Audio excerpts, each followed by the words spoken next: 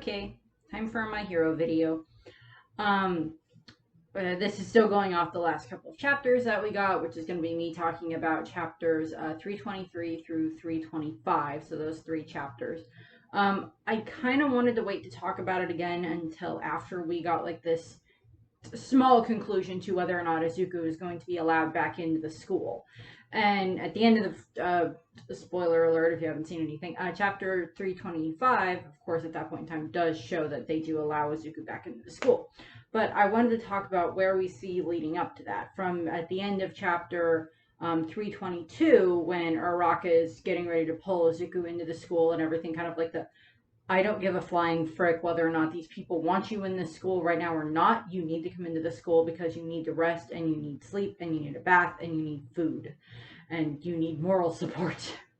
And she's like getting ready to pull Izuku into the school and everything. She's got this very determined look on her face.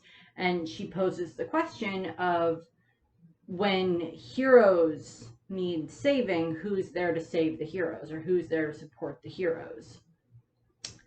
And these couple of chapters kind of show her basically on the whole posing this question to this crowd, these crowd of people who are currently seeking refuge inside of UA, inside of the barriers at UA. What we see, of course, is Uraraka talking with them, and we get a couple of flashback bits in here where we see like the class talking to Nezu when they were first talking about trying to go and track down Izuku and bring him in.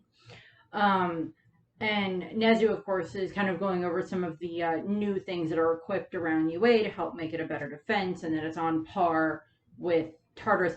Nezu also mentions that he paid for it out of his own money, and I'm like, how much money do you have?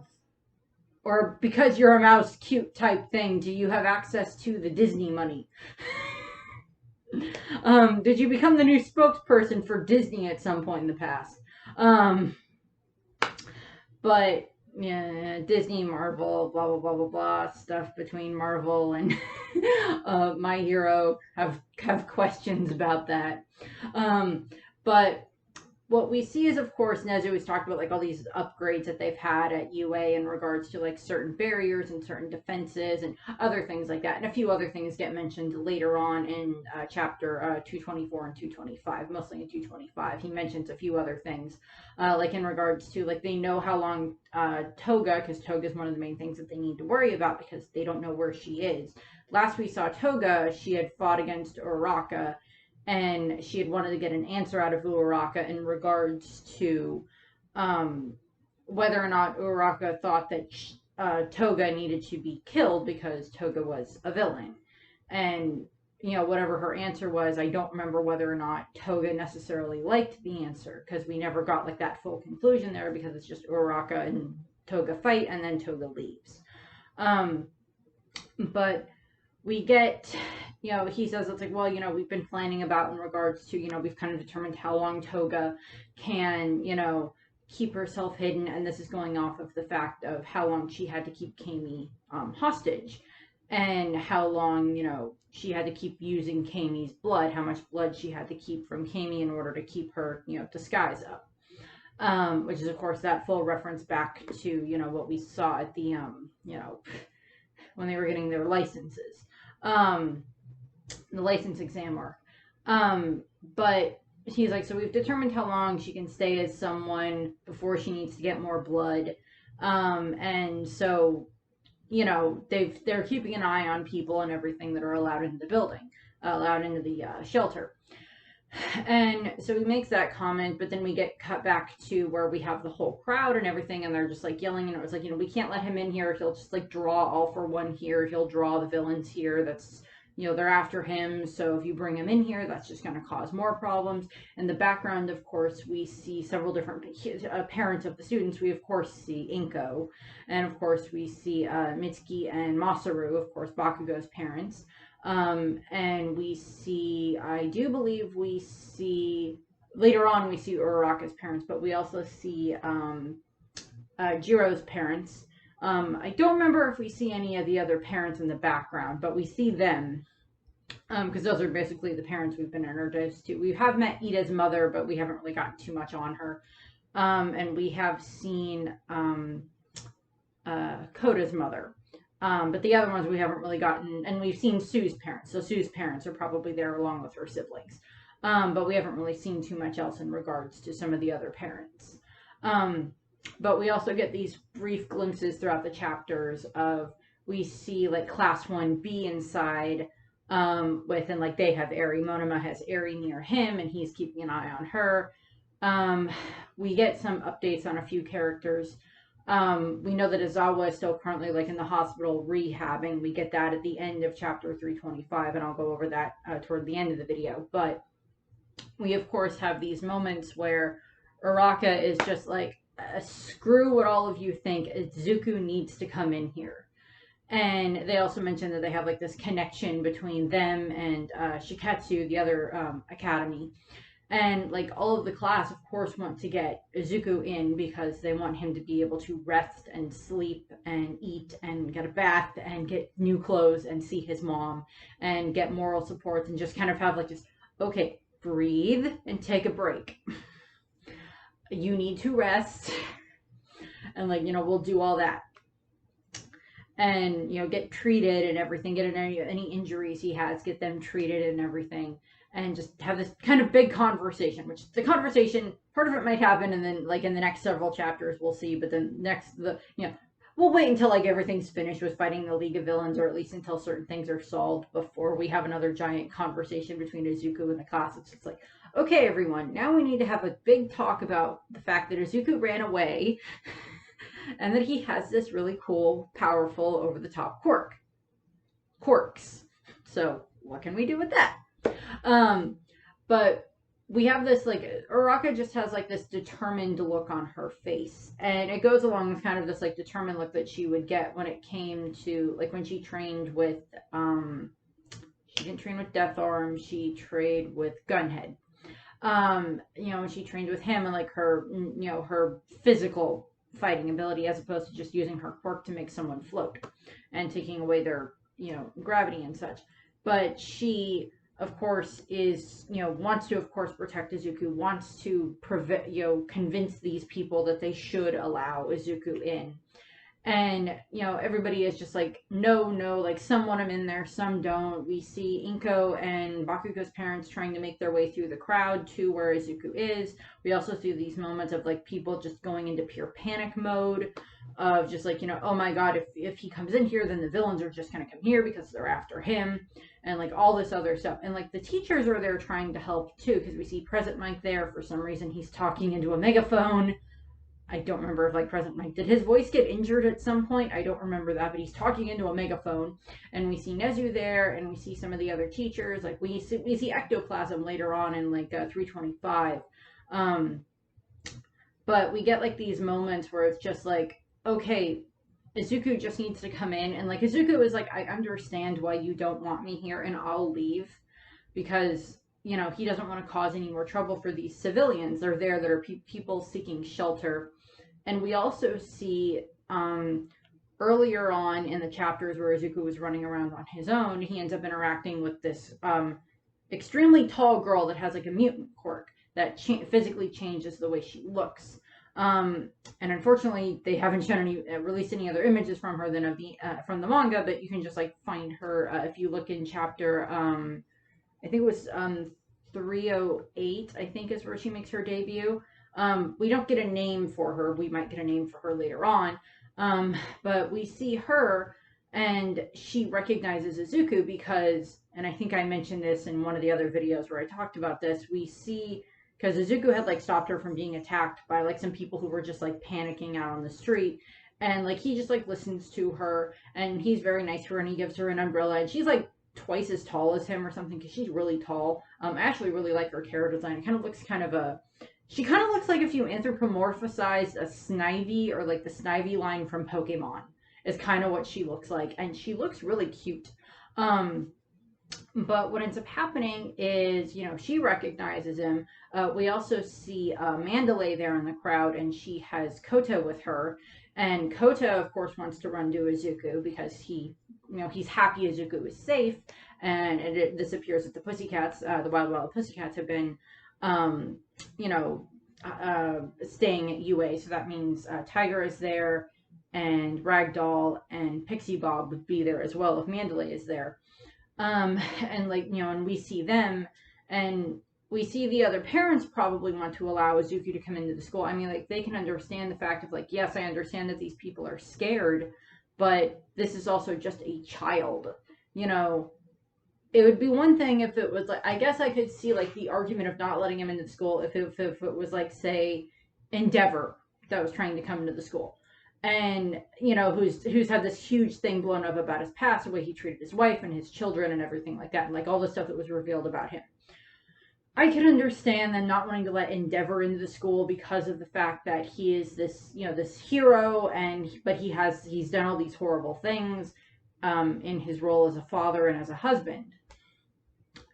But Izuku is a child. He is not even 17 yet. I don't even know if he's 16 yet at this point in time in the manga. I don't remember. But, he's still a child. He hasn't even graduated from his first year at UA yet. Technically, none of the rest of the class have either, and neither has like 1B or any of the other like support classes or whatever. But Izuku hasn't even made it through his first year of high school yet, and these people are trying to like just shove him out because they're scared. And to a degree, I can see where they're coming from, but it's also this concept of he's a child and he's been out there fighting and fighting and fighting. And that's what Uraraka does. She like grabs the megaphone from President Reich, which might have just been why they just gave him a megaphone to give Uraraka a reason to. It's like, I just grabbed megaphone from Mike, and then she like floats herself and like jumps over the crowd because they're all just like standing there. And of course it's raining to add to dramatic effect. And like they all have umbrellas and everything, so we see that. And like Uraraka just like jumps over the crowd and like floats to the top of UA, and she like shouts down with the megaphone from the top of UA about how Izuku just needs to Izuku just needs to be let in. He's been fighting and fighting and fighting, and he just needs to be let in, and he just needs to be given a chance, and he just needs to be he's just so tired. And she admits that he has a power, that yes, the villains desire it, but it's it's the only thing that they can use to stop the villains, and that he's gone through so much while outside trying to keep the rest of them all safe. And she just begs everyone to just take a closer look and see how much Izuku just wishes to fix everything, how much the rest of the class wishes to fix everything too, including all of the teachers. And we just have this moment where it's just she's shouting down from the top of the school, and it's it's a very emotional moment, and it's going to be very even more emotional when we get it animated and everything. And like she's crying, we see Izuku crying, and like Izuku even like I don't remember if it was in if it was in the first chapter I'm talking about or the second chapter I'm talking about, but Izuku does like fall to his knees, and he just like begs to be let into the school. He just begs to be let in to rest and heal a little bit. And Kachan tells Izuku, this is of course after they've had the huge apology in the last chapter, but we have this moment that Izuku, Kachan tells Izuku that the others will stand by Izuku no matter what. And even if it's kind of like, I think he kind of even implies that even if we have to like force our way through this crowd to get you inside and get you to the dorms to keep you safe, and we will let you rest, even if we have to hold this crowd at bay. The dog is barking. If you heard that. But but of course that's not what Izuku wants. He doesn't want this crowd to be afraid of him. He doesn't want these people to hate him. He doesn't want any of that. He doesn't want his classmates to then have to like kind of like fend off these innocent civilians that are just scared. He of course does not want that. And at the end of the chapter, we get like this kind of monologue, and I don't remember if they state, dog's still barking. I don't remember if they state who specifically says it, if it's like coming from Izuku's inner monologue at the time, or like the looking back at things monologue, or if it's someone else's monologue. But it's this moment, no, I think it's Nezu that might be doing it. He like makes this comment in his head about the fact that it's like, all of the students together, and specifically Uraraka in this case, that one that can even surpass All Might himself. That, yes, that can apply to Izuku, that can apply to Kacchan, that can apply to Uraraka, that can apply to any of the students, as long as they all keep working together. And, you know, I wanted to go over the names of these chapters too, because they're very interesting names that I like what Horikoshi did with this. Because, of course, the last chapter, the Bakugo one, was just called, you know, Lord Explosion, God, Pro Hero, Dynamite, whatever. But this, you know, and that leads, of course, into, you know, his apology to Izuku, of course. But 323 is titled That Single Step. 324 is titled A Young Woman's Declaration. And 325 is titled Connected to One for All. And, you know, it's, you know, it's like not all chapters, like you can't all just like, oh, they lead into each other for titles or stuff like that. It's not quite that. It's more, you know, that's why the video is called, you know, what I called it. You know, connected, you know, one connected to all or through all, or however I phrased it. Because it is this concept of, you know, yes, Izuku has been fighting on his own against these, you know, against the villains and everything, and now he's, you know, been brought back to UA to what Nezu has stated is, you know, Izuku's home. Is, you know, where Izuku will always be welcome because he is a student of UA. And that applies to any former students of UA, past and present, and future students of UA, hopefully. That UA will always be a place that they can go to and call home, and will be safe there. And Nezu has very much taken that upon himself with the fact that he used his own money in order to upgrade UA even more in regards to the defense systems. So we of course have that. And, you know, Izuku is still, you know, screaming down from on top of UA. And, you know, we also, as I mentioned, we get these moments where we see the crowd, like, in a panic to a degree. And, like, it's this concept of, you know, fear is a very powerful thing. It's a very powerful motivator one way or the other. All throughout all of history, fear has been a very powerful determining factor in what has happened throughout our history. And even, you know, going through nowadays, fear is a very powerful thing. You know, fear of something new, something different, which is, you know, way back when quirks started in My Hero and the My Hero world, you know, these fear of these quirks, of these people that had these strange powers, you know, meta abilities and such like that. And that's where the Meta Liberation Army came from and everything, which of course currently in the anime we're of course dealing with the Meta Liberation Army, and Redestro and all of that. But we also have it that, you know, now it's these people who are terrified of villains. And, you know, people were always terrified of villains. You know, the people who would use their powers for, you know, people who would use their powers to hurt other people and, you know, gain something for themselves while hurting someone else that wasn't, like, in the defense of someone. Like, heroes hurting a villain is one thing because they're doing it in defense of the populace. A villain hurting someone just in their own, you know, for their own gain is what makes them a villain to a degree. And we see these different moments of, you know, the people in the crowd just being so terrified. And we also see Inko, because she's, like, terrified of the fact that she sees her son is so close to her, and she could just run to him if she could. And she would. And, you know, she does get to, in, you know, 325, she does finally get to Izuku.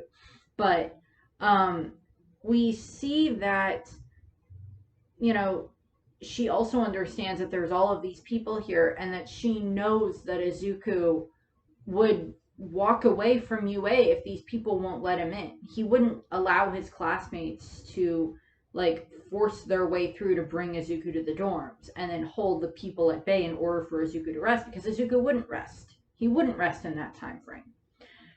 Because he'd be like, but my classmates are out there keeping these people away from me and they don't want me here to begin with. And the civilians don't want me here to begin with. So why am I here? I know that I need to rest now, but I can't do that with everything else that's going on. And Inko knows this. I'm sure that even like Bakugo's parents know this, which is as much as they know Izuku. And even Izuku's own classmates would know this, and the teachers would know this. That's why they want to make sure that the people will allow them to bring Izuku into the school. And we see Uraka is still, shouting down from the building and everything. And this is where we get it that, we get flashbacks and everything. And, she's in hysterical tears, and so is Izuku. And, other classmates are crying, of course, and like Inko's crying. And, we get these moments where we see Uraka having flashbacks with her parents and like how she would look at how happy and how safe the heroes made the people, and she wanted to make people feel that safe as well. Yeah, she wants to become a hero because she can give her parents an easier life, which is not a bad reason to become a hero. It's not a bad thing to want to get a good job to support your parents. That sounds like a very good idea and a very decent reason to get a good job. May not be something that, like, I don't know, Stain may not be particularly happy with that because it's still like a hero becoming a hero to make money, but it's to protect, it's for her parents' sake. But of course, Izuku does end up falling to his knees and he's crying and he's just like, please just let me in, please. I just, this is where I belong. And, so we get these moments of like Uraraka as a little kid, and we see her flashing back to when she met Izuku at the entrance exam, and just, how all of the class can, we get this statement where it's just like all of the class, it's like, yeah, it's one thing, it's like, yeah, this is how Izuku became the greatest hero, but it's also the story of how he and everyone became the greatest heroes.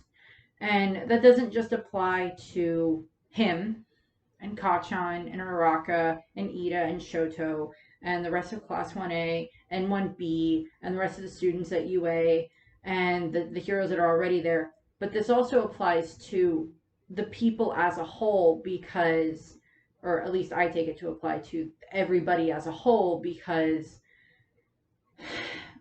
heroes protecting people is one thing, but there's also the kind of the boots on the ground concept of these other civilians also understanding that you can't put everything on the heroes, and that the heroes do need to be taken care of as well. And that doesn't mean like their egos need to be stroked or anything like that. It doesn't mean that. It means that the heroes are able to rest. That the heroes, yeah, it's one thing for a hero to know that, oh yeah, you did something very good, you saved someone's life and everything, but heroes also just need to rest. And the crowd, people need to be reminded that the heroes are human, which leads me very well into 325 for being able to talk about, connected to One for All. And at the end of the chapter for 324, we see Kota and the woman that I mentioned that kind of looks like Snivy runs toward Izuku to comfort him.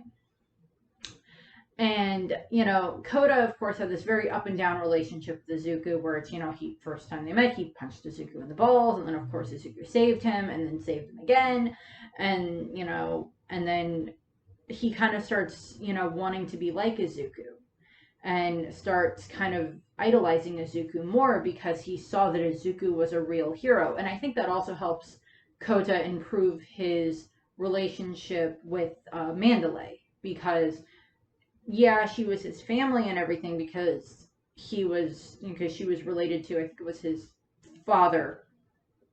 I was related to Kota's father, but Izuku and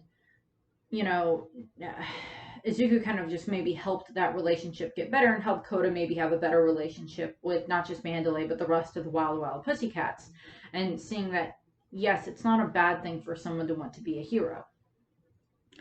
And as I said, this leads into, chapter 325, connected to One for All, with, the whole thing of like the hero, the civilians can't just take a back seat anymore. And that was one of the reasons why when All Might fell, when All Might, was no longer able to hold his position as this pinnacle, this, light of peace and everything, this symbol and everything, that, the civilians kind of need to take some of this onto themselves too. And, the girl and Kota run over to Izuku. And, Kota calls him Big Brother Izuku or Big Bro Midoriya. And, he says that he's sorry that he was scared that he didn't run to Izuku sooner. And, he's trying to do like what Izuku does, where he's trying to smile even though he's scared, and he's trying to smile like All Might even though he's crying. And, so he's just like smiling at Izuku. And, like, Izuku's got the tears streaming down his face, and Kota's crying too, but Kota's trying to still smile and everything at Izuku. And the woman gets over there, and he's like, I remember you. And I think she calls him like Crybaby Hero or something like that because she doesn't know his name. And we still haven't gotten a name for her. I hope we get a name for her. I like her. I don't think she's going to be like a major character or anything like that, but I like her. And what ends up happening is Izuku, she thanks Izuku because she says that she came to, she had gone from shelter to shelter until she finally ended up at UA, because the people at the other shelters wouldn't let her in because she had this mutant quirk. Her quirk just seems to be that it makes her look more lizardish. I don't know if we're ever going to get an exact name on her quirk, or any exact extension of what it does, but it does appear that she looks kind of lizardy, or so. It's just kind of how I make her, or how I think she'll look. Or how I think she looks. As I said, she looks kind of Snivy-esque, and Snivy is kind of like a grass snake type of thing.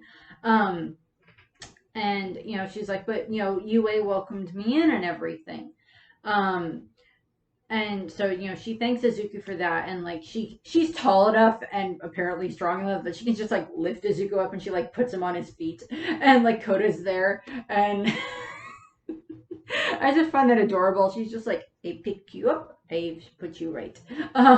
Like he's a small child. I just found that so funny. With as tall as she is. And, so we get that. And, like, the crowd is watching this moment and everything. And we get this guy that walks up. And I had to go back and check this because I was like, I really think that's the same guy, because this guy walks out and he's got like looks like little like shuriken things on his head, like little like pointed star things on his head, and I'm like, that guy looks familiar. And I went back and I looked at the like the screenshots from the first episode, and it's this guy that's talking to Izuku during this moment where they're watching Mount Lady and like some of these other heroes deal with this giant villain that's attacking, when Izuku's on his way to school in the first episode. And it's this guy just standing there talking to Izuku, and he's like talking to Izuku about Izuku being like this hero fanboy. And like, yeah, kid or whatever. I mean, like, we haven't seen him since, I don't think, and I could be wrong. He may have popped up in a crowd scene or two, but he's just like, he's watching Izuku, and like, he looks to the crowd and he's like, shouldn't we at least let him, hear the kid out? And he's like, he's trying to convince the crowd that, it's like, just let him stay and rest. It's not like he's going to stay here forever. He just wants to come in and rest and everything. And he makes this comparison to, the way that the civilians had looked at the heroes was like that the heroes were on this stage performing for them and like fighting the villains and everything. And, this whole concept of like, they were up there and they were this pinnacle of something, and that like that was removed from them as civilians, and that like it kind of dehumanized the heroes. And I'm trying not to go into too much into like fan fiction stuff and some of this stuff, but in a lot of the fan fictions that I've read for My Hero, a lot of people tend to point out the fact that like, yes, the heroes do kind of get a little bit dehumanized because they're held to these extremely high standards, and that any time they make a mistake, that's all the news talks about. That's all the critics talk about. And, and particularly since everything happened with Endeavor and came out with that and everything, that it just got worse. Like, it just like tanked everything. Like, everything is so bad about like what they talk about for Hero Society. And that's why so many of the heroes were quitting and everything, because it's like, yeah, they could keep trying to be heroes, but they just keep getting all of this negative attention. And it's like, yeah, they want to keep saving people, but if they're just given like nothing but bad responses and everything, bad comments, bad, mean comments, everything, it just makes it worse. And this guy is basically pointing that out to the crowd as a whole. It's like, we put them up on this pedestal, and on these pedestals and on these stages and everything, like they were there for our entertainment. And we never really thought about them as humans. Yeah, they became heroes because they wanted to protect us, and that's their job, but they're also humans. And there's this other random guy in the crowd, and he says, hey, I kept hearing this stuff about like this kid, this boy that was acting as like a decoy to keep the villains away. And he asked if that was Izuku, and he's like, do you think that you can give our lives back to us that we once had before all of this happened? And Izuku says, I am no longer alone, and I will take back everything. And it's the I'm no longer alone, because we see him and we see like the class behind him. And Izuku's not alone anymore, and he's realized that he has his friends, he has his classmates and the teachers and his mom and his the Bakugo's parents and like all this other stuff, and he's not alone. And he's kind of realized that now he doesn't need to be alone, and that this concept of if humans are stronger, better than the sum of their parts, then the class as a whole is better than just each of them on their own. And they have a better chance of winning if they're all together than if they're not. And that was kind of pointed out in like the My Hero movie, the Heroes Rising movie, where it's this the whole class versus this group of villains. And 9 kind of had similar things to like what One for All can do, or for what All for One can do with taking people's quirks and using them. But he's also very much, it's like that small scale, but, we'll see what happens with that. And Izuku is, of course, still able to win with that, with the help of Kachan and with the help of the rest of the class. I know that's not canon, but still. But, so they're able to, the crowd is willing to let him in. And, we cut out to outside of the barrier, and we see Shoto, Hawks, and Endeavor there, and, like, Ectoplasm comes out, and he's like, hey, did you hear, Uraraka's speech? And I'm like, yeah. And for some reason, Endeavor is, like, wearing a trench coat and a hat. I'm like, why are you wearing that? Just make yourself fire, and you won't get wet, from the rain. But, we see them there, and Shoto looks at his father, and he says that we're gonna go after Dabi together, we're gonna stop him together, because he is our problem, and he's this monster that he doesn't say straight up that he's this monster that you created, but he's a monster that we are the ones that have to deal with, because we are his family. And if there is any piece of Toya, it's kind of like the thing of, if there's any piece of Toya that's left, we should be the ones to either free it or destroy it. So we'll see what happens with that. I think Endeavor does agree. And then we get like this moment where Hawks is talking, and he says to them, Endeavor pointed out that it's like, yeah, they did put a lot of pressure on Izuku and everything, and that it was still not right to put so much pressure on Izuku and everything.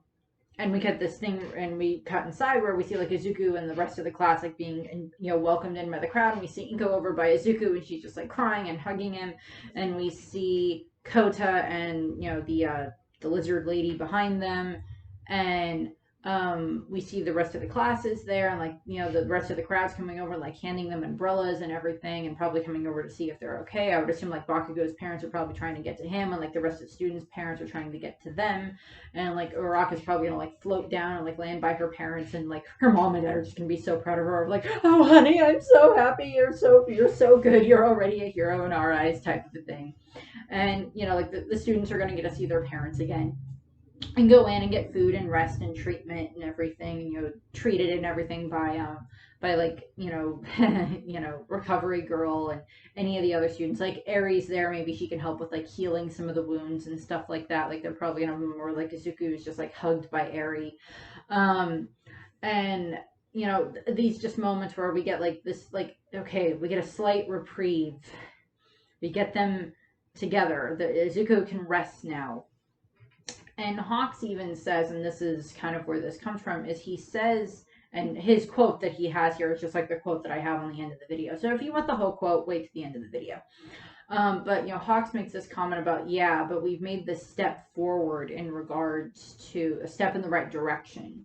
Because, you know, All Might's connected to Izuku. Izuku is connected to his classmates. Uraraka just connected Izuku to everyone else. And it's still, you know, all for one, you know, it's still, excuse me, one for all, being able to connect to everyone, because he refers to as one for all as this crystallization of people's hearts joining together as one. And spreading that out does not weaken it. Spreading it out makes it stronger. You know, yeah, All Might's connected to Izuku, and then Izuku has his classmates and his mom and his other friends, and like to these other heroes that he's interacted with, and now the classmates spread out to their family, and then Uraraka is of course spreading, you know, spreading that connection to the crowd and everything. And, you know, it's going to keep going, and that will lead to a better future, you know, a brighter future, because of course Hawks just wants a future where heroes have time to relax, because there's not a lot of villains around. It's just the heroes just get time to relax, which I think that's kind of a world that a lot of heroes would like to live in, particularly All Might. I mean, even Endeavor would like to have that kind of a calm world, I would assume, and a bunch of the other heroes would like that type of world, because it's like, I mean, like, I would assume like the best, I mean, like, okay, I'm gonna put this in regards to like firemen. You know, a good day for a fireman is you don't have to pull anyone out of a burning building. You don't have to like put out this giant fire. You don't have to do any of that stuff. You maybe get to show some kids around the fire station and let them see the fire truck and maybe run the siren a little bit, you know, that type of stuff. But, you know, for a hero, it's like, you know, just maybe walking around, giving some autographs. Yeah, they get to shake hands. Yeah, they get to take pictures with people. Yeah, maybe they catch a couple of small villains, but they don't have to spend so much time just doing that and not get to spend time actually being people, which is, I think, kind of more what Hawks wants, is giving heroes the chance to actually be people. And, you know, maybe, you know, ripple effect type of thing that, you know, people will start to realize that, yeah, they're heroes, but they're human. You know, they also have flaws, and that you can't blame them for having these flaws. And, you know, that'll hopefully compound and hopefully help make the world better. We also see Nezu is speaking over a tablet with Izawa, and I'm assuming he probably like recorded it and like showed it to Izawa, because Izawa is currently still in the hospital, as I mentioned. During the big battle with the Paranormal Liberation Army, he of course got very injured. He lost one leg. I don't remember which leg it was, but he lost a leg, and he now has a prosthetic leg, and he's probably doing physical therapy to get to the point where he can do it. And he makes a comment of like, yeah, the leg's fine. It's not as you know, a springy or something like that as like Mirko's, because he makes a reference, because like Mirko also got very badly injured. I think she lost an arm and a leg during the battle with like the Nomu when she was attacking the hospital. But, you know, so we have that. And he says that he is very proud of the class, of his students, of Ida, and that, you know, tell Ida that he did a good job. And, you know, Izawa is very protective of his class, but he's also very proud of them. And, you know, we get some talk about like Kurogiri at this point in time. It's more references to like that Kurogiri's body, that the main part of Kurogiri's body was used from Oboro that Izawa and Present Mike went to school with. You know, were at UA with, and he was in their class, and he unfortunately died. So we get like some connection there, which of course was recently shown in the anime. But I don't know I don't remember exactly what was said, but like they talk a little bit about that and like how like Kurogiri had like closed down after that had happened. And they're still of course trying to find where the rest of the League of Villains are. And I think the ending shot of the chapter is like I think we get a shot of like All Might outside of UA. So and like he's like walking away from UA, I think. And I don't know if that means like he's gonna like he has a new lead, or like maybe we'll get like a flashback and like he like maybe Stain talked to All Might, and maybe Stain is like willing to work with them to work with Izuku, and like maybe Stain has information about where One for All is, or about where All for One is, or where Shigaraki is, and that would be a very useful thing to have. So we'll see what happens in the next chapter, of course. There's another My Hero video I want to do. I've mentioned that I want to do like this, like the internships video, and then like a video about like the different facets of being a hero. But given the fact of stuff that just came out in the last chapters of One Piece and stuff in My Hero and everything, I'm like, I kind of want to do a video where I do a comparison of like Endeavor versus Kaido. Because we just got like this big flashback in One Piece of like when Yamato was a kid. And, we already know that Kaido is not a good father to Yamato. But I kind of want to do a comparison video between those two. Pretty sure I already know that Kaido's going to come out as the worst parent out of, Yamato and Kaido and Endeavor, because at least Endeavor has started to see the error of his ways and he's trying to fix them. But I still want to do a comparison video about that. So we'll see. That'll probably be coming in the next couple of weeks or so, depending on what else we get from One Piece and My Hero. So that's what I have for the end of this video, for this My Hero video, for the last couple of chapters. We'll see how that kind of pans out. We'll see what the next several chapters are going to be in regards to My Hero. We might get some stuff where we'll probably get like, hopefully getting to see like Izuku rest, and we might get like a chapter or like half a chapter where we see like Izuku getting to sit in the dorm rooms, or like in the dorm living room area after he's had like a whole, like just been scrubbed to all get it. Like, dude, you need your split ends are horrible. We're going to just like trim your hair, cut it, and just like, scrub you clean and everything. And, like get all of like any wounds that he has, like get them like bandaged up and everything, and like disinfected and cleaned and all that kind of stuff. Like just have him like scolded and like whacked by a recovery girl as she fixes him.